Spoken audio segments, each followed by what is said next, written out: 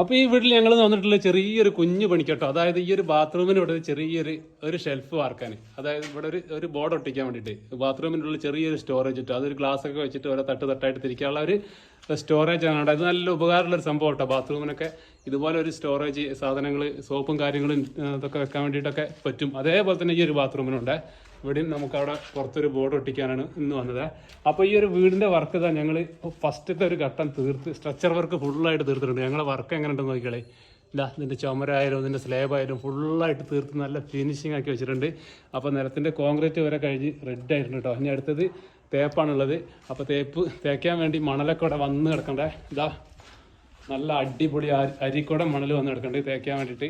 അപ്പോൾ ഇനി വിൻഡോ വെക്കാണ്ട്, അപ്പോൾ വിൻഡോ ഇതാ മരത്തിൻ്റെ വിൻഡോ ആണ് മുന്നിലൊക്കെ വെക്കാനുള്ളത്. അതേപോലെ തന്നെ ഈ ബാക്ക് സൈഡിലൊക്കെ കോൺക്രീറ്റിൻ്റെ സിമെൻറ്റിൻ്റെ വിൻഡോ ആണ് വെക്കാനുള്ളത്. അതൊക്കെ വന്നുകൊണ്ട് നിൽക്കാൻ അടുത്ത ഏതാനും ദിവസങ്ങളിൽ അതൊക്കെ വെച്ചിട്ട് വീട് ഫുള്ള് സെറ്റാക്കുക. അപ്പോൾ ഞങ്ങൾ ഈ ഒരു ഫസ്റ്റ് ഘട്ടം ഈ ഒരു വീട്ടിൽ ഈ ഒരു ബോർഡ് ഒട്ടിച്ച് ഇന്നത്തോടു കൂടി ഫസ്റ്റ് ഘട്ടം ഈ ഒരു വീട്ടിൽ ഈ ഒരു ബോർഡ് വർക്കും കൂടി കഴിയുന്നതോടുകൂടി ഇവിടെ അവസാനിക്കുന്നതാണ്. ഓക്കെ.